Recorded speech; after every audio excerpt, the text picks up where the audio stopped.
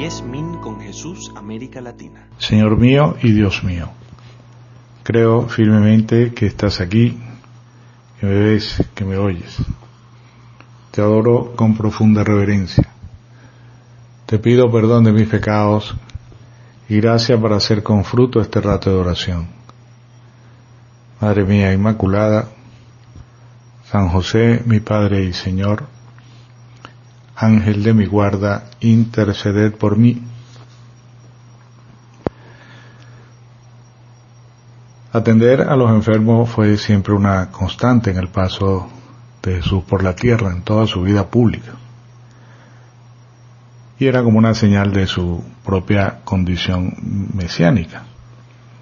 San Mateo nos dice que Él tomó nuestras dolencias y cargó con nuestras enfermedades. Y los evangelistas nos lo han repetido en numerosos pasajes, en muchas ocasiones. A veces se trataba de una persona que pedía esa gracia para sí o para algún allegado, como el centurión de Cafarnaún, que suplica por un criado enfermo. Aquellos amigos que llevan a un paralítico y lo descuelgan del techo. Marta y María piden al Señor que vaya cuanto antes a Betania para devolver la salud a su hermano que estaba gravemente enfermo. Bartimeo le llama a gritos junto al camino, solicitando que se apiade de él y que cure su ceguera. En otros momentos es el Señor quien toma la iniciativa, como cuando al desembarcar vio una gran muchedumbre y se llenó de compasión por ella y curó a los enfermos. Quizás aquella muchedumbre llevaba consigo a sus parientes o amigos enfermos hasta donde el Maestro se hallaba. Y San Mateo hoy nos cuenta en el Evangelio que Jesús vino junto al mar de Galilea, subió al monte y se sentó allí. Y acudió a él mucha gente que traía consigo cojos, ciegos, lisiados, mudos y otros muchos enfermos, y los pusieron a sus pies. Y él los curó de tal modo que se maravillaba la multitud viendo hablar a los mudos y restablecerse a los lisiados, andar a los cojos, ver a los ciegos, y glorificaban al Dios de Israel. En el dolor, la enfermedad nos pueden acercar a Dios, lo sabemos, si se recibe con espíritu sobrenatural, pero también nos puede alejar si nos mueve a la rebeldía. Pero todos los enfermos tenemos que ayudarle con la atención, con gratitud, con cariño, con cuidados materiales y espirituales, pidiendo al Señor que les conceda la salud, si conviene a sus almas, y si no, pues que afronten con alegría la enfermedad, o los achaques de la vejez, o los sufrimientos de cualquier tipo que padezcan, y siempre con ese gozo sobrenatural de estar colaborando en la aplicación de los méritos redentores de Cristo. San José María, con ese profundo sentido de humanidad que le caracterizaba, decía que el dolor físico, cuando se pueda quitar, se quita. Bastantes sufrimientos hay en la vida. Y cuando no se pueda quitar, pues se ofrece. Durante este tiempo de Adviento nos puede venir muy bien tratar de practicar más especialmente las obras de misericordia, llevar un poco de esa esperanza cristiana a la que nos invita este tiempo litúrgico. Hay algunas que se manifiestan al mismo tiempo corporal y espiritual, como el cuidado precisamente de los enfermos, de los ancianos, que no basta con asistirle con las necesidades materiales, sino que siempre también tiene una vertiente espiritual, ayudarles a que en el sufrimiento o en la soledad descubran con continuidad una ocasión de unirse a Cristo en la cruz. En su actividad mesiánica en medio de Israel, nuestro Señor se acercó, como en esta ocasión que hoy hablábamos del Evangelio, se acercó incesantemente al mundo del sufrimiento humano. Pasó haciendo el bien. Ese obrar suyo se dirigía ante todo a los enfermos y a quienes esperaban su ayuda, curaba enfermos, consolaba a los afligidos, alimentaba a los hambrientos, liberaba a los hombres de la sordera, la ceguera, la lepra, el demonio, de diversas disminuciones físicas. 3 veces devolvió la vida a los muertos.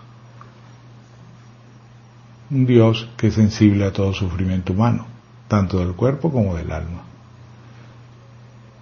Al mismo tiempo instruía, poniendo en el centro de su enseñanza las 8 bienaventuranzas, que son dirigidas precisamente a los hombres probados en el sufrimiento, los pobres de espíritu, los que lloran, los que tienen hambre y sed de justicia, los que padecen persecución por la justicia, cuando los insulten, los persigan con mentiras. De todo modo, Cristo se acercó sobre todo al mundo del sufrimiento humano por el hecho de haber Él asumido ese sufrimiento en sí mismo. Durante toda su actividad pública, sabemos, hemos leído el Evangelio, probó no solo la fatiga, la falta de una casa, la incomprensión incluso por parte de los que tenía más cercanos, pero bueno, sobre todo rodeado de un público lleno de hostilidad, que se hicieron cada vez más palpables con esos preparativos que armaban para matarle. El sufrimiento es en sí mismo probar el mal, pero Cristo ha hecho de él la más sólida base del bien definitivo, o sea, del bien de la salvación eterna, porque Él, con su sufrimiento en la cruz, tocó las mismas raíces del mal, la del pecado y de la muerte, y venció a ese artífice del mal que es Satanás y su rebelión permanente contra el Creador. Jesús ejerce a favor del hombre doliente y pecador los poderes del reino que llegan en su propia persona. Las acciones del Señor son un signo siempre de la victoria divina sobre el mal y ese encadenamiento de Satanás, que no es un Dios del mal sino una criatura, encadenamiento por uno que es más fuerte que él. Y él, sin haber cometido pecado alguno, Jesús se abrazó decididamente al dolor por el amor al Padre y con un exceso de compasión y solidaridad con todos los hombres. Ciertamente no pronunció discursos sobre el sufrimiento, pero sufre personalmente hasta la muerte de cruz a pesar de ser inocente.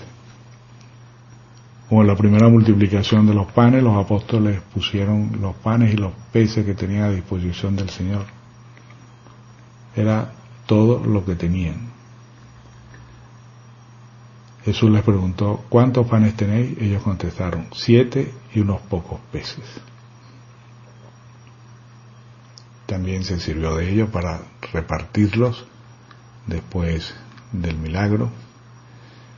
Y en la distribución de gracias de la salvación, Dios quiere contar con la fidelidad y la generosidad de los hombres, con la tuya y con la mía. Son muchas las personas que padecen sufrimientos físicos y morales, muchos de ellos pues familiares, amigos o conocidos, que esperan de nosotros a través de nuestras obras de misericordia, para que en el amor puedan encontrar ese sentido salvífico de su dolor y venzan su sufrimiento en unión con la cruz de Cristo. Se lo pedimos a la Santísima Virgen, ella que estuvo junto a la cruz, allí en el Calvario, como un bálsamo para el sufrimiento de su Hijo. Te doy gracias, Dios mío, por los buenos propósitos, afectos e inspiraciones que me has comunicado en esta meditación. Te pido ayuda para ponerlos por obra. Madre mía Inmaculada, San José, mi Padre y Señor, Ángel de mi guarda, interceded por mí.